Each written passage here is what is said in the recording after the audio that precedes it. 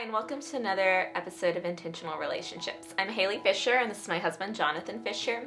And today we're going to talk with you about insecurities. This is going to be a two-part series about insecurities. And so in this first part, we're going to talk about how your insecurities affect you. Yeah, so insecurities are a huge part of life. They are a massive indicator of what you fear, as well as a motive for a lot of the things that we either do want to accomplish and some of the things that we really don't want to accomplish.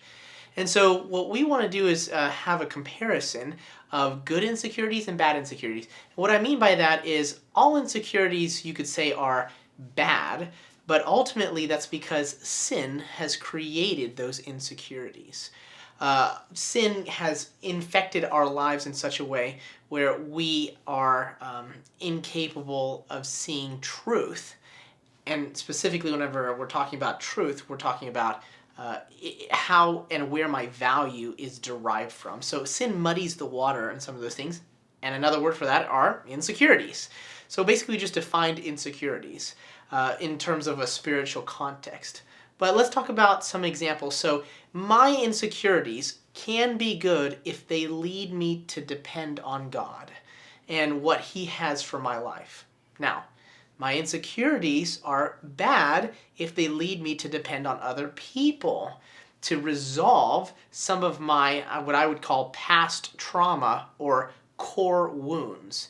So if my insecurities let me or drive me, if you will, to depend on Haley, for example, as a wife, that's going to be really unhealthy because they should drive me to God to resolve some of those things.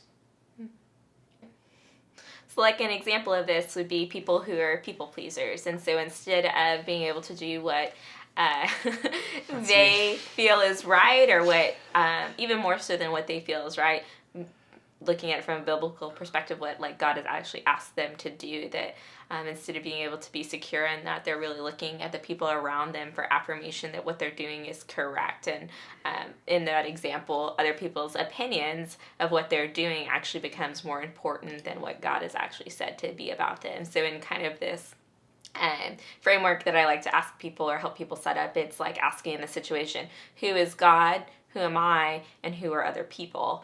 And like being able to see, well, if I'm being controlled by other people's opinions and wanting to please them, I've actually elevated them to the place of God, and God has grown smaller in that equation, and I also have lost actually the place that God actually says that I am in that situation as well.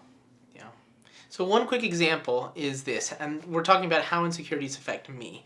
So if Haley was going to ask me those questions, I'm an identical twin, and so this is a unique, I would say, experience for me or twins, but if you have a brother or sister that's close to you in age, you would very much understand this. But growing up, my insecurity was I had to be just as much liked, if you will, as my twin.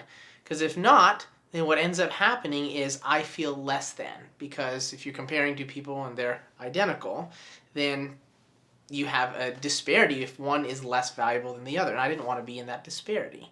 And so one of my big insecurities in terms of my value is that I sought to please other people. And I developed that because of some of my family system of origin stuff specifically. So that's a good example. And we wanted to keep this kind of a short. There's a bunch of stuff you can talk about how insecurities affect you, but we wanted to give you guys a general synopsis and a quick snapshot of this. Yeah, and so I think the way that we can kind of sum that up is like the insecurities break us from like that relation with God and break us from our core identity and what God has actually said, or what He's actually said to be true about us. Yeah. So thank you guys for tuning in. We're about to do part 2 as well. And so of insecurities, and the part 2 is how your insecurities affect other people. So all right, thank you so much. We'll catch you guys next time.